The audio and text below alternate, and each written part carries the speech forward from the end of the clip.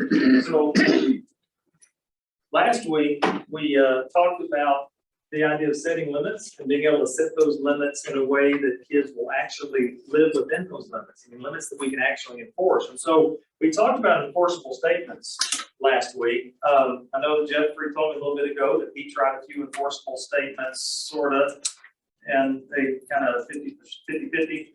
Yeah. Anybody else with the enforceable statements this week? I'll be happy to do this for you. I'll be happy to take you places you want to go. I'm happy to do the things I do for you when I feel treated with respect. We try to respect, I think a 4-year-old at home understands the concept of respect. Oh, that's where you have to, that's where it's more caught than it is taught. Yeah. That's where he has to experience it. I'm just not feeling it right now. Wait until the behavior changes so you are feeling it. You can express that.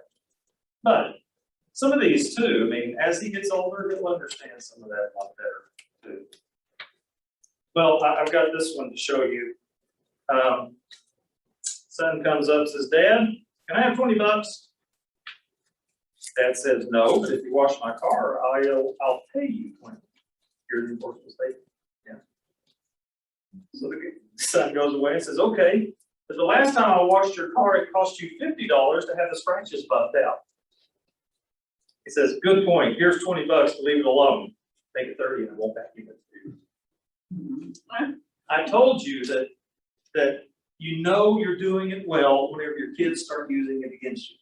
And this guy learned it pretty well. So we talked about our toolkit. We're adding tools to the toolkit so that as situations come up, if one thing doesn't work, you can always go to something else. I hope you're having opportunities to do as many experiments as you can. But tonight and next week, what we're going to be talking about, we put a lot of tools in there. And these have been especially tools for setting the boundaries, for helping our kids own their problems, learn how to solve those problems well or not well. It's up to them. And then they can have those significant learning opportunities along the way. We've talked about sharing control so that they can be a part of the action. They can learn how to make good decisions because they get to make small decisions all along the way. And then each one of these have been those things that we try to do on the front end.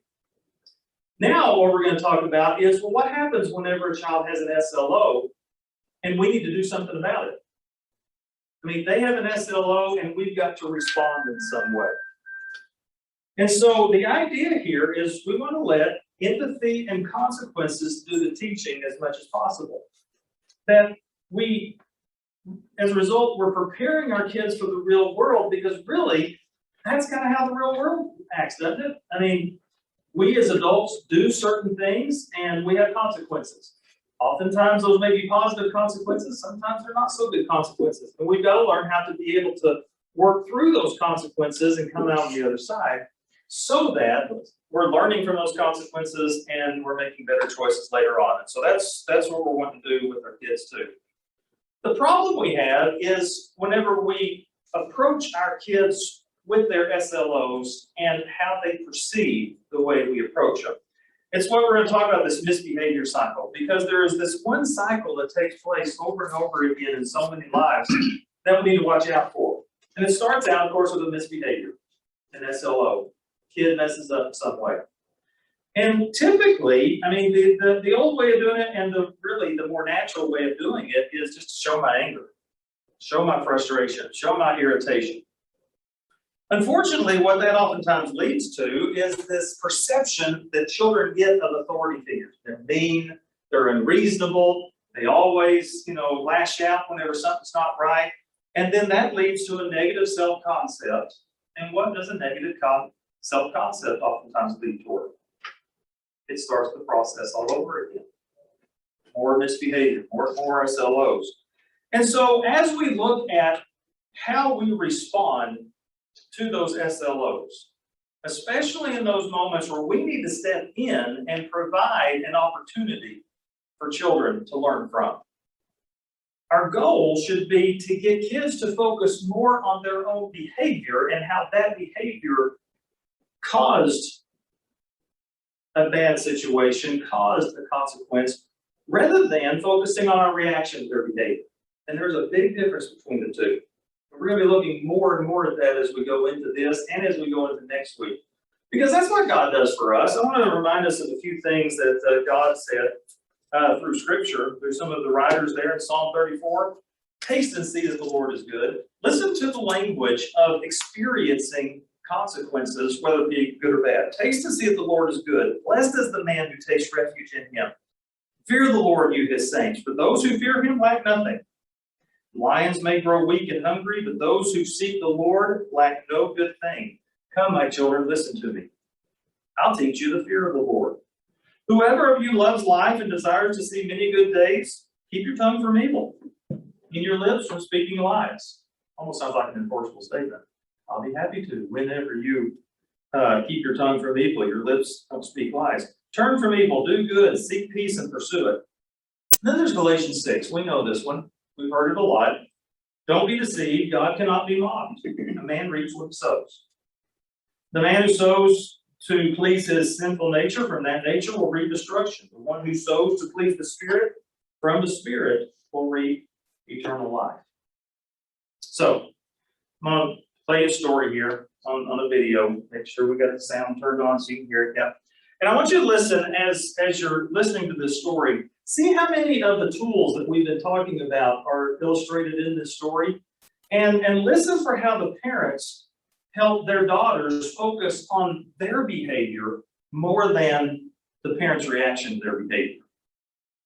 And then we're going to take some of the things that they did and expand on them and talk about some of these techniques more as we get there. By the time we're finished, I'm going to watch the time because we've got about 3 really good techniques to send home with you tonight that some of these you won't be able to wait to use. But let's watch this one first.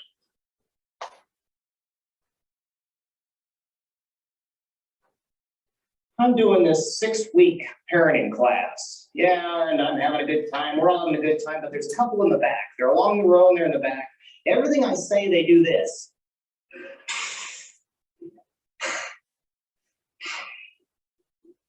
Look like they're in pain, right? But other people are having a pretty good time. Well, finally, they start getting up and leaving. Well, dad gets up and leaves. And then he comes back in. And then mom gets up and leaves, and she comes back in. And in and out, in and out, in and out. And finally, both of them just leave all together. The first night. I'm thinking to myself, what did I say? But I look around, other people are putting up with me, so they, well, maybe, whatever. The second night, who comes back? This couple. They sit a little bit closer, and they're no longer in pain. Right, and the second night of these things, I often ask people, have you run any experiments? Try this stuff on your kids. Who stands up? Dad. He says this, yeah, we tried it. We got twins. They're both 6 years old.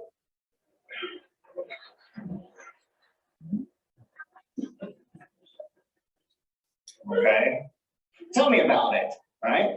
He says, well, you probably saw us having to get up and leave and come back in and out and all that sort of thing. It was terrible. It was terrible. Our kids, the child care you provided. See, we provided child care so people could drop their kids off and come and enjoy it. Well, that child care you provided, well, our kids were fighting so bad. They were bickering and all that sort of thing. And they acted so bad that lady, they got kicked out. Now imagine this. You're sitting at your breakfast table one morning and you're depressed. You know why you're depressed? It's because the babysitters are talking in town. Yeah, and they're saying, if they call, don't do it. It's dangerous. So you can't find any babysitters. You're desperate. Nothing's worked. You beg them. You're giving them scratches and stickers. Nothing works. And so along comes this thing that says, parenting with love and logic. Bring the fun back into parenting. Oh, there's hope. And so you go to this thing, and your kids get kicked out the first night. Oh, I'm feeling so sad for this guy. I look over there through that audience and I say, oh, man, that stinks. What did he say? No, it doesn't. See, we were here long enough to hear that you told us that it's good when kids make mistakes. You said the road to wisdom is paved with mistakes. And isn't that the case? Oh, yeah, I think the smart things I've done, I'm not sure I learned that much from, but some of the stupid things I've done, oh my goodness. I said, you caught that, way to go. He said, yeah. I said, we did this stuff. I said, what'd you do? He said, well, we didn't do it the old way. Well, what was the old way? I guess he wanted to vent. He says, well, the old way was this. We get in the car and we'd start yelling at him. For crying out loud. Looking up in the mirror. For crying out loud. How many times do I have to tell you kids, be good? Talk now. I'm getting sick and tired of this. You're grounded. You don't give me that look on you roll your eyes at me. I'm getting, wait. Then we get home, we put them in their rooms, and then they start fighting again. And then I go in there and I get so mad, I spank them. And then they start crying. And then I feel so guilty, I let them out and we watch TV together.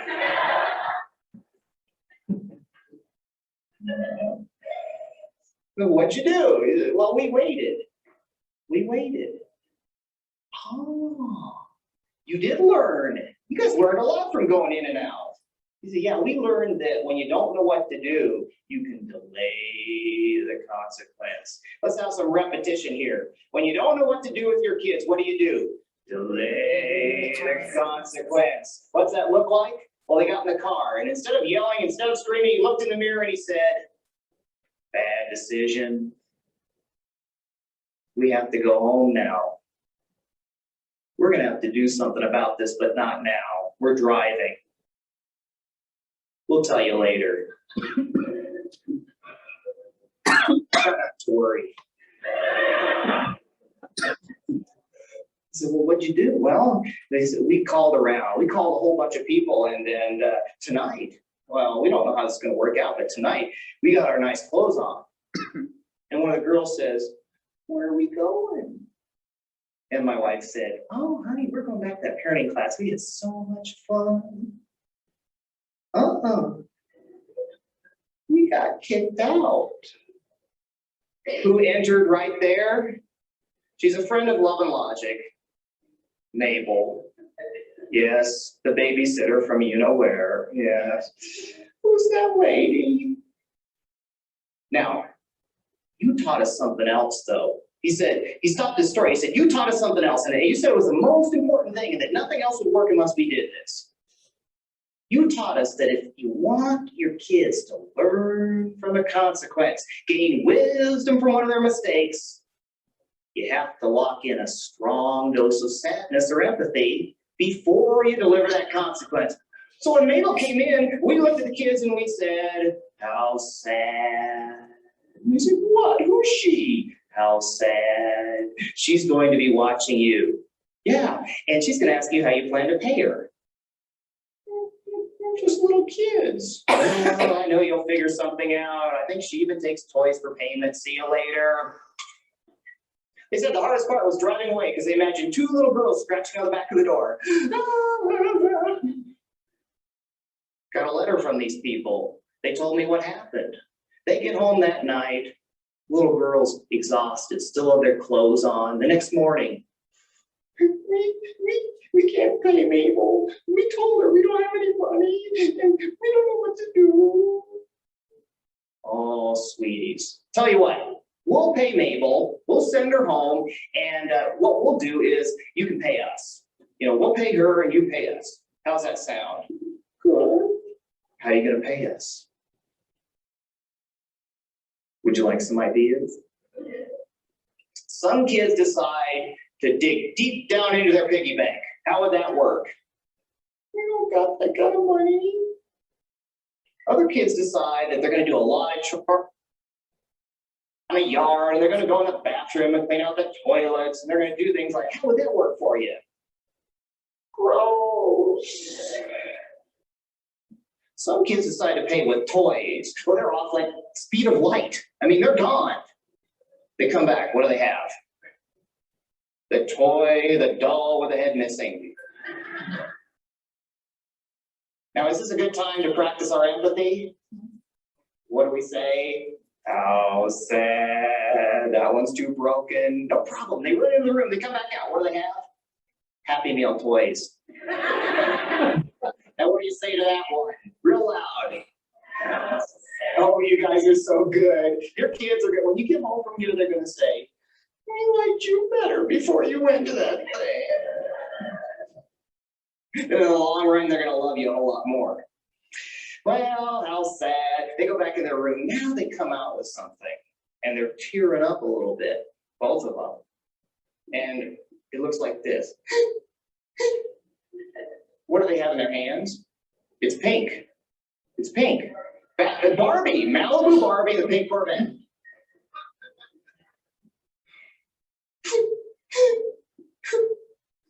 Daddy?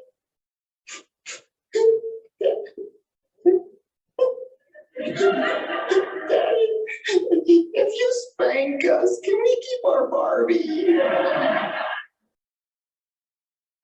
Is this a good time to lock in empathy? How sad. Yeah, we don't do that anymore, but maybe you can figure out some ways to earn Barbie back. Kayla was one in our house whenever we were starting to do Love and Logic the first time. She came up to us one day and says, yeah, I think I like you better before you started this Love and Logic stuff. And that's true. I mean, she, not anymore. In fact, she uses it a lot whenever she deals with kids. But you heard how they kept pushing it back on their kids, how they kept focusing on their behavior. And the way you do that, in order for kids to profit from their mistakes, is you prove your empathy and your understanding before you let them know what the consequences are going to be, before you lower the boom. You don't display your own anger and frustration. Now, see, that's the really hard part for most of us as parents, because we get so upset and irritated at some of the things our kids do. And so it may very well be that as parents, sometimes we've got to take some up-o time and go and regroup and recover and then come and handle some things. See, what anger does is it causes the child to look at my reaction and how I'm dealing with it instead of looking at their decisions. And what we want to do is give that equal balance of empathy and consequences to cause them to look at their choices and what they've done. Now, one disclaimer, because one of the things that usually comes up is, well, what do you think about spanking? Well, I will let you know that we did practice spanking around our house. That was one of Lori's favorite resort that we went to, spankings. But it's biblical, isn't it? I mean, Proverbs 13:24, he who spares the rod hates his son. He who loves him is careful to discipline him. And then one of my favorite verses in the Bible, Proverbs 23, do not withhold discipline from a child. If you punish him with the rod, he will not die. Punish him with the rod and save his soul from death. Okay, so there is a place for spanking. In our house, where we finally got on spanking it was that consequence that came whenever behavior was intentional and defiant. Those were the two keys for us. It was intentional and it was defiant. But what Love and Logic allows us to do, and it really did work for us as parents, spanking became the last resort, because some of these other techniques work so much better. Because it didn't focus on what we did, it focuses on what they do. And so there's this idea of punishment being that which associates bad feelings with behavior. And that can be okay. I mean, you can listen to this whole story here. I'm not sure exactly what this was. I think it was a parody, but we'll see. Now, boys, I thought we agreed in our meeting last night that we wouldn't act this way. You know how your mother feels about using the scissors on a sofa. I just don't think I need to. I was reading the other day in Parents Are Us magazine about how you can write little reminders on those Post-it notes, and the bright colors really help focus their attention on what you're trying to say. Folks, Who are you? I'm here with a message about parenting from your Oklahoma State Legislature, reminding you it's okay to spank. Spank? What's that? Spanking is a time-tested form of physical discipline, which has proven to be quite effective. Oh, you must mean that cute new video with the train that sings those cute little songs, and the ones No, ma'am, spankings are fairly simple. First, you turn the child over this knee, and then you...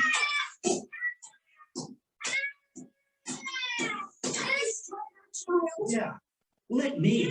In addition to being a superior form of discipline, spanking has also been shown in some families to be a great source of cardiovascular exercise. Are you going to behave now, young man? Yes, sir.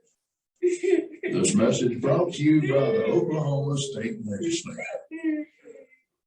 No, it's not real. I've got to find out the context for that. I gotta go back and see. Do you know, you're from Oklahoma, you don't know what the context is for it. I gotta find out what it is. Yeah, spanking works, when it's done correctly, when it's done right. But how much better whenever we can get kids to focus on consequences for their own behavior, which puts them in the problem solving mode, where they learn how to overcome the consequences that are particularly tied to their behavior. And so that's kind of what we're looking at, is to be able to do that. But in order to do that, you got to have this equal amount of empathy and consequences. I see there's this fine line sometimes between consequences and punishment. And the thing that will make the difference, the thing that really kind of draws the line between those, is how well I use empathy.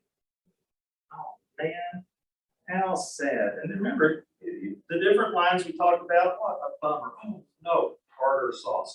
You know, this is so hard. And so you look at all these and you come up with the one that's you. And if you can lead into consequences with a good empathetic statement, then it turns it from focusing on my actions, my reaction, my anger, my irritation, and it focuses more on their behavior. And so all the previous handouts are up here. If you missed something, you come up and grab something after class is over with. One of them is specifically those empathetic statements. And like we were talking about earlier, if empathy doesn't come naturally for you, and that's true for a lot of us. I mean, whenever I first started using empathy with my kids, it seemed forced, and it seemed kind of unrealistic to me. It just didn't seem right. And so it was something I had practiced. Sometimes that meant saying it over and over again to myself. What about trying to get the tone down and the empathy down? You know, sometimes it made me looking in a mirror. You know, what about saying it over and over again? And sometimes you just got to fake it until you make it. But get that empathetic statement down so that whenever those situations come up, that is the first thing out of your mouth. Because it does two things. Number one, it reminds you not to react in anger. That doesn't mean it's going to keep you from being angry. It just keeps you from reacting immediately in anger. The second thing it will do is it turns on a little light bulb in your kid's head that says, uh-oh, something significant is about to happen.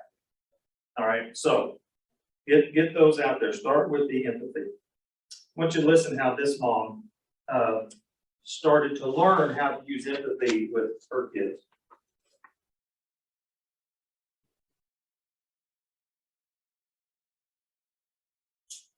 The woman called me from Texas and she said, you know, my life is so much better now that I've learned a couple of things. She said, I've learned now I never tell my kids what to do, tell them what I'm going to do. And when they cause a problem, I'm going to say, no problem. Because my kids have figured out every time I say, no problem, that means no problem for me, possible problem for them. She said, my life is so better. She said, do you know that my kids had actually trained me that when I come home at night, I have 3 jobs to do immediately? Complain about the condition of the house, clean up the house, cook dinner at the same time, and I have become a slave. And I took my love and logic course. And I decided that I would show them how I would take care of me and see if that would set some better limits. So I got myself a great big book. I put it in my car. One night I came home. I have this book prominently displayed as I walk in. I look at the house. Oh, guys, the house is a mess. No problem. I got this neat new book. I want to go read it. I'm going down to my room. I'll be reading in my room. Let me know when the house is clean. I'll be glad to cook dinner. 3 different times they followed her down. But we've got a concert tonight. We've got to go. And the other one comes down. And I'm supposed to be at the soccer game. And you don't want me to let my friends down. Oh, they had all kinds of reasons why she had to stop, clean up the house, cook, and be a slave again. And she says, not to worry, no problem, I'll cook as soon as the house is clean. Finally, they sent the oldest one down to look at her and say, Mom, are you on something? She says, no, I'm not on to something, but I'm really into my book and I'll cook as soon as. There you got it. She said, now the most important thing I take to work with me every day is what? My book. And when I walk into the house, I've got my book and I'm heading for head down, heading for that bedroom. And the kids are yelling, but it's clean, look, it's clean, we got it. Do we have a lot more power when we tell kids what we're going to do instead of what they're supposed to do? Now, doing consequences works really well whenever you can think of things pretty quickly that you want to do, right? But how many of us are really good at that?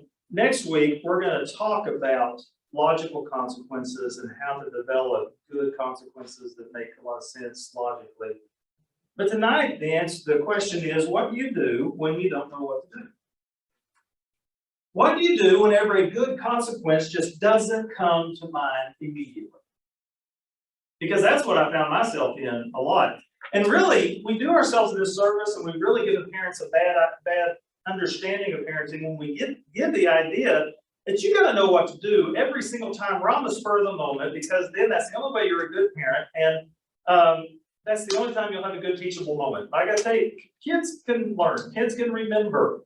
They don't have to have an immediate consequence. Now, the other thing you want to avoid is always giving the consequence before an action takes place. I mean, I've known folks, they've come up with the rules and they've posted them in the house. If you do this, this is what's going to happen. If you do this, this is what's going to happen. If you do, now what's wrong with doing that? They're gonna find something to sign on the list. Okay, they'll look for the loopholes, won't they? Well, what's something I can do? All right, what else is wrong with that? They're not learning. Yeah, they're not learning from their own consequences. Consequences might be different for each kid. The consequences may be different for Or each one. should be different. Oh, should be different. Because Depending on the situations are different, aren't they? Whenever a child does this, it could be the result of this before it or this after it. And so the consequence needs to be different.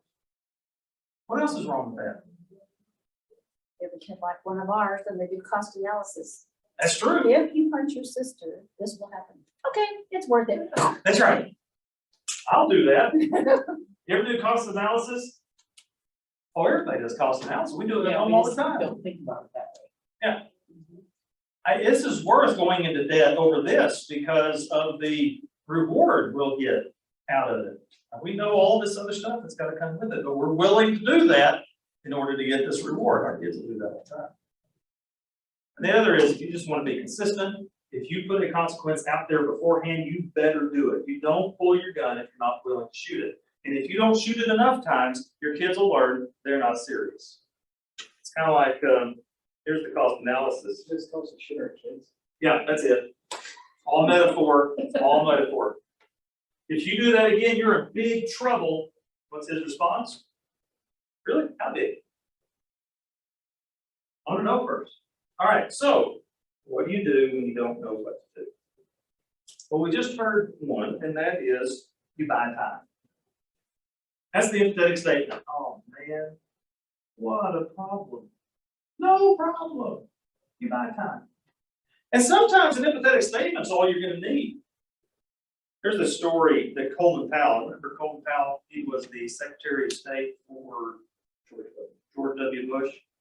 And he told this story. He said, one of my assignments as a young infantry officer, I was sent to the 48th Infantry near Frankfurt, Germany. In those days, our prized weapon was a huge 280 millimeter atomic cannon. Guarded by infantry platoons, these guns were hauled around the forests on trucks to keep the Soviets from guessing their location. One day, Captain Tom Miller assigned my platoon to guard the 280. I alerted my men, loaded my .45 caliber pistol, and jumped into my Jeep. I had not gone far when I realized that my .45 was gone. I was petrified. In the Army, losing a weapon is serious business. I had no choice but to radio Captain Miller and tell You what? He said in disbelief. He paused a few seconds, then added, all right, continue the mission. When I returned, uneasily contemplating my fate, Miller called me over. I've got something for you, he said, handing me the pistol. Some kids in the village found it where it fell out of your holster. Kids found it? I felt a cold chill. Yeah, he said. Luckily, they only got off one round before we heard the shot and took the gun away. Disastrous possibilities left me limp. Son, don't let that happen again. He drove off. I checked the magazine and found it was full. The gun had not been fired. Later, I learned that I had dropped it in my tent before I ever got started. Miller had fabricated the scene about the kids to give me a good scare. Today, the Army might hold an investigation, call in lawyers, and likely enter a bad mark on my record. Miller gave me the chance to learn from my mistake. His example of intelligent leadership was not lost on me. Nobody ever got to the top without slipping up. When someone stumbles, I don't believe in stomping on him. My philosophy is pick them up, dust them off, and get them moving again. So sometimes you just buy time, because sometimes the consequences will come around. That'll be next week. How sometimes the consequences are logical and they'll take care of themselves. And so sometimes we just buy the time. That's why empathetic statement is so important. Oh man, no problem. But that doesn't always help. That might lead to the next one. This was one of my favorites. And this one's so effective. It's called delay the consequences.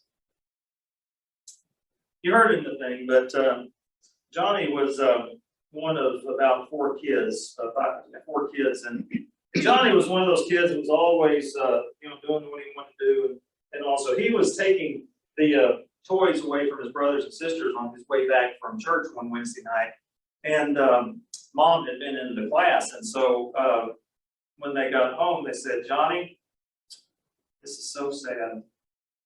That was not the right way to act in the car coming home. We're going to have to do something about this. Yeah, but not now. We'll do something later. Try not to worry.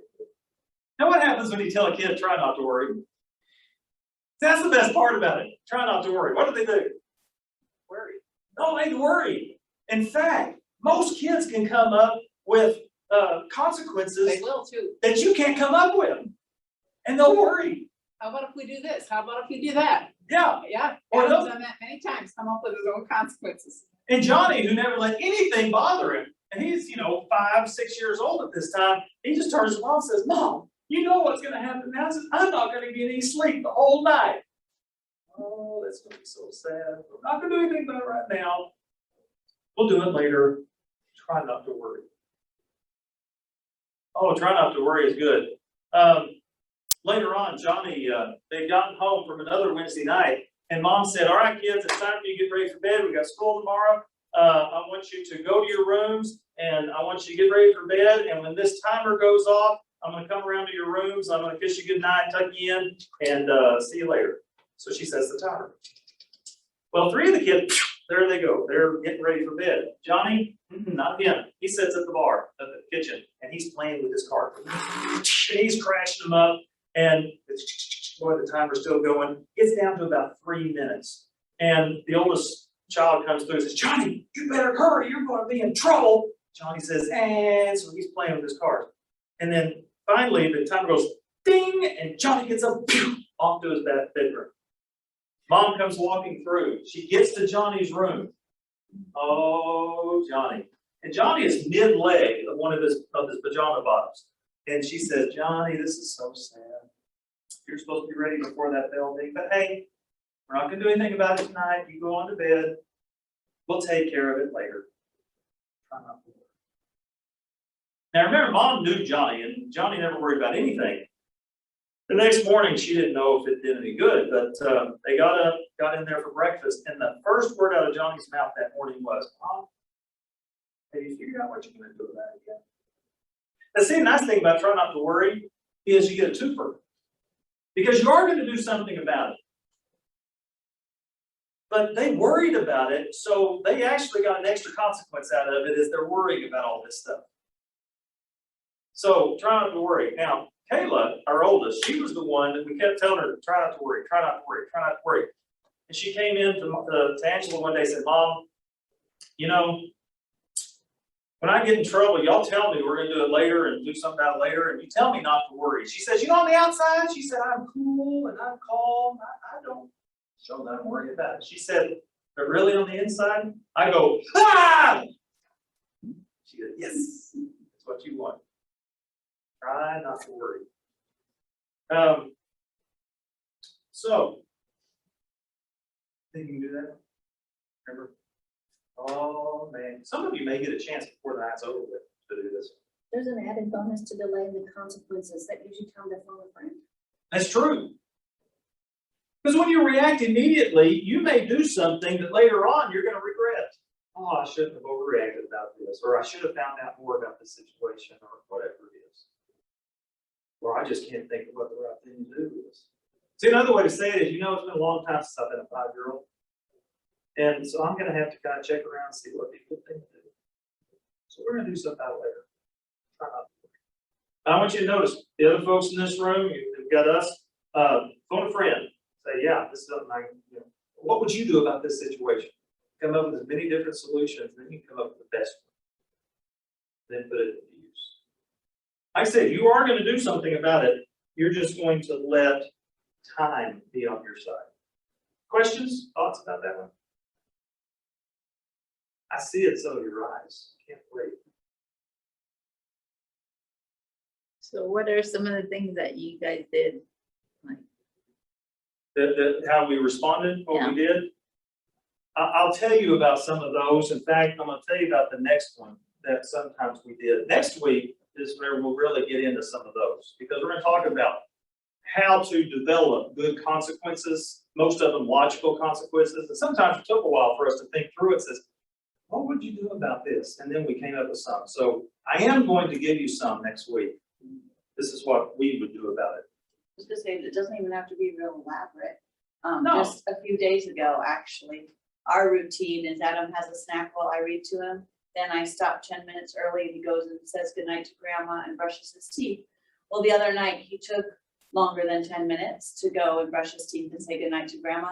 And I said, you're taking longer than 10 minutes, you know, and then he came in, and when it was like, he said, what time is it? And I said, oh, you took 13 minutes.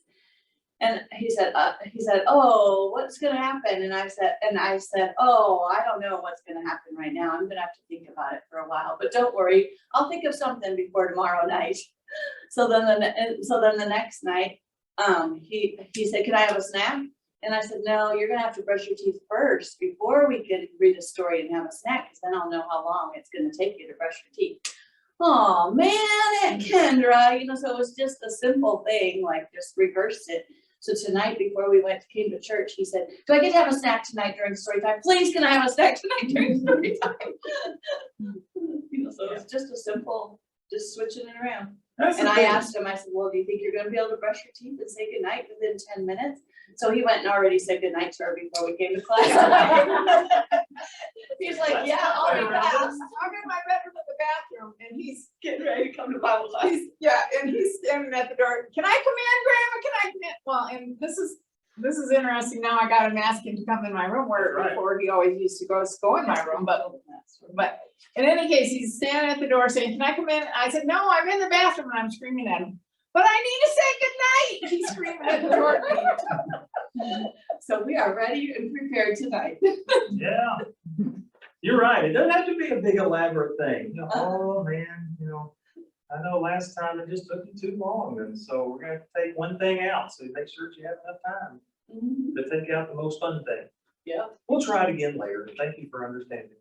I did the book thing as a teacher at school though, too, That's true. when the kids would start, and I taught kindergarten, but the kids would start talking and stuff, and I was supposed to be teaching, but I had a book beside me, and I just sit there and just open it up and read, and then I look at my watch, and every minute went by, I marked it on the board behind me.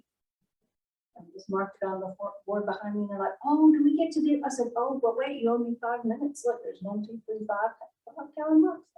You owe me 5 minutes because you're going to be quiet, so now we've got to do this instead, and they're like, oh, so then the next day, whenever I always had my book ready. The next day, they started talking, and then I reached for my book, and they go, shh, shh, shh, she's got a book, she's got a book. They never did it again. I just had that book beside me every day. Yeah. And you notice in both of those, the consequence was tied to the behavior, and that's what you want. Not my reaction. And the kids learn quickly, shh, our behavior is going to cause this to happen. Do I get a snack because I got enough time now? I said goodnight already. Now, so try not to worry. That was always one of my favorite, right along with enforceable statements. But Angela's all-time favorite was this one. It's called energy drain.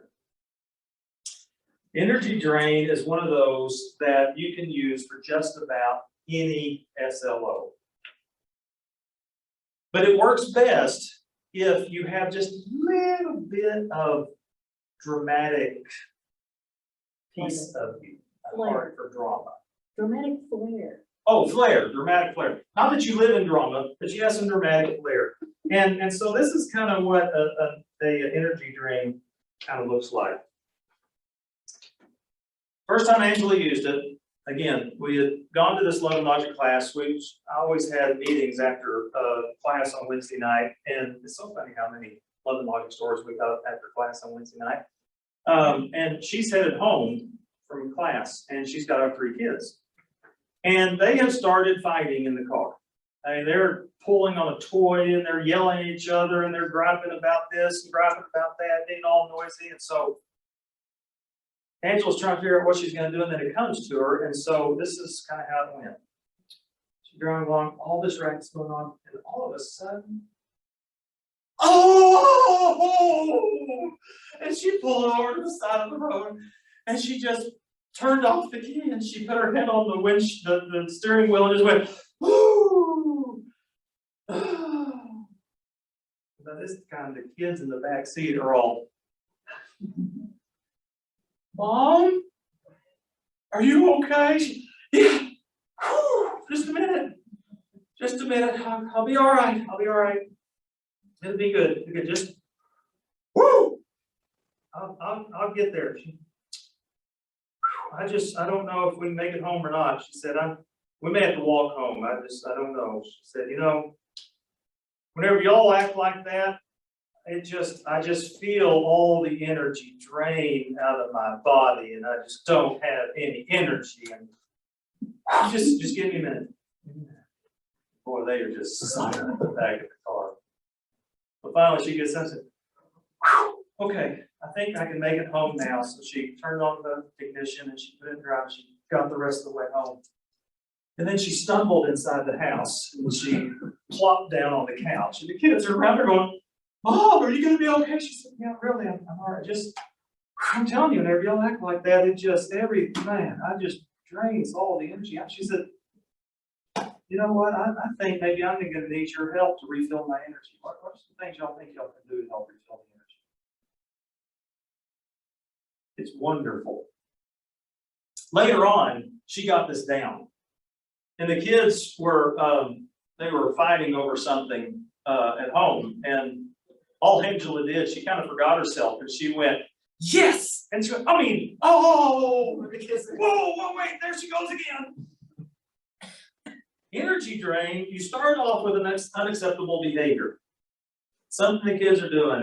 Usually these are really good things for things that irritate you or just things that are ongoing or just anything that is an unacceptable behavior, an SLO, and then you announce it's an energy drain. And the more dramatic you can make it, the more memorable it will be for the kids. And then you're going to say, I'm all out of energy now. And then you ask for, what can you do to fill up my energy?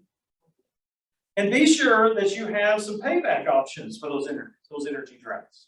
Because at first they're gonna say, I don't know. I don't know what I can do. We were at a Christmas gathering one time, and energy drain was the one that worked best with Matthew. Matthew's our middle child, and he was always irritating one of his sisters. Or we would be up here in our assemblies at church, and he kind of resented me always singing and not singing, sitting with the family the whole time. And so he would take it out on his mother. He'd sulk or he'd misbehave somehow in the pew. And so This particular one, for Christmas, he was picking on his sisters or something like that, and Mom said, oh, well, this is tough. You're gonna have to fill up my energy. I don't know, what can you do? And so he was in there in the kitchen, and he's loading the dishwasher while all the kids are playing. He's loading the dishwasher with the dirty dishes after we got a big family. Now, Angela had to plug the holes because grandma wanted to come over and say, oh, let him go and play. No, he's helping fill my energy. So he filled up the dishwasher after that big lunch that we had. There was one Sunday that he was doing what he usually did best in the pew and was being real salty and being real stubborn. And when they got home, Angela she just plopped on the couch. She said, we got to get lunch going and we got to get things going. She said, I just don't have the energy to do it. I said, Matthew, you just drained my energy today. What can you do? What to help me out? And see, the thing about energy drain, this is a great way to get chores done. All right? This is one of these things where there are certain chores you got to do during the week. Don't do them. Because there's going to be an energy drain sometime that week. And then you can assign that chore to your child to get the chore work done, and you don't have to do it. Now, if you get to the end of the week and you don't have to have an energy drain, and you got to go ahead and do the chore, well, that's kind of a win-win. I mean, you're going to have to do it anyway, but you didn't have an energy drain, so that's great. But save up some of those chores. I just don't have the energy to vacuum today. Hey, if you'll do that, I think maybe I'll have the energy to get up and do what you need me to do. See, energy drain, what it gets in the way of is something the child wants you to do. It may be reading a book to them. It may be getting dinner ready. It may be helping them get ready to go to an activity they've got, going to a game, going wherever it is. They're always going to need you. But if they have drained your energy where you don't have the energy to go and do what they want you to do, they got to do something to fill that up first. Now, Kayla was the one that she figured it out. And she came in one day and she said, Mom, I know you said that all that energy just drained all over you, out of you.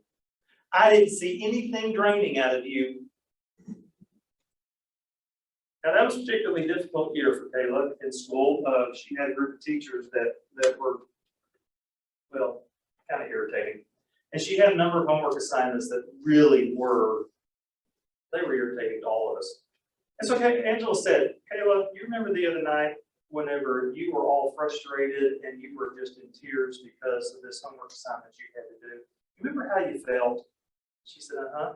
She said, that's an energy drain. That's how I feel. It just drains it all out of you. It went, oh. Energy drain will work. Especially if you can get it, if you can give it. See, it's all in delivery. It's how you give it to the kids. Now, the follow through is important too. So you're going to give them a chore, and what if they do the chore and they fill up your energy? What do you do then? What's your response? So that's where you love them up, give them a big hug. Oh, thank you. I feel so much better now. You helped refill my energy. Let's get up. Let's go do what we're supposed to do. What will kill a consequence is if you sit your child down and say, okay, what did you learn about this? What are you going to do this again? Now, what happens whenever you ask your child if they learned anything? They will show you they did not learn anything. Oh, yeah, I'm going to show you I didn't learn anything, and they get control back. You have to trust that they learned it. Because if they didn't learn it, what's going to happen? They get lucky. They're going to have another SLO. You're going to get to have another energy drain. You're going to get to have some more chores done. It's a win-win. So trust that they're going to figure this out. Kids, for the most part, they're pretty smart. We can do this with the family dog. They learn pretty quickly. If I do this, then I'm going to be treated right. If I do this, I'm going to get a swat on my nose. They get it figured out. We can trust our kids can figure it out too. And if they don't figure it out the first time, after about 2 or 3 times, they'll finally get it figured out. We can trust them with that. Because lessons from consequences are best caught than they are taught. It is those things that they experience, not things that somebody sit down and do otherwise. But what if they don't do the chore? What if they want to do it? They don't fill up your energy. I'm not doing that. Well, you leave with the, oh man, hey. Okay, well, we'll have to handle this some other way. Not right now, though. I don't have any energy to deal with this right now. We're gonna have to take care of it later, after I get the energy back. Try not to worry. And then we'll come back with some of the things next week about what you can actually do about that. I'll give you a couple more about try not to worry. Try not to worry is also a good way to get a few chores done. Especially with older kids. I remember hearing about one set of parents that they had told their kids, hey, they told them, says, all right, I want you to clean your room by the end of Friday night. And because we got a bunch of stuff we got to do Saturday, but got till Friday. Well, of course, Friday got there and the room's not clean. And so the parents said, oh, this is so sad. I'll tell you what, your mom and I are going out. We can't take care of this right now. We'll take care of it later. Try not to worry.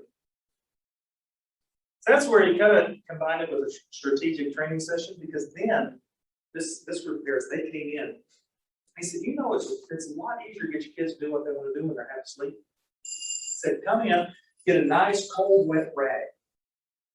And after midnight, you go in and you start rubbing their face with, hey, you need to wake up. It's tomorrow. You know, we're going to do something about this. You need to get up and clean your room.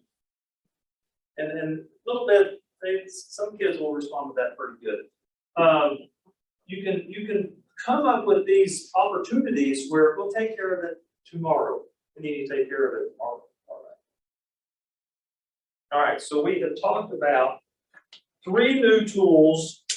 Sometimes just buy time. Use a lot of good empathy.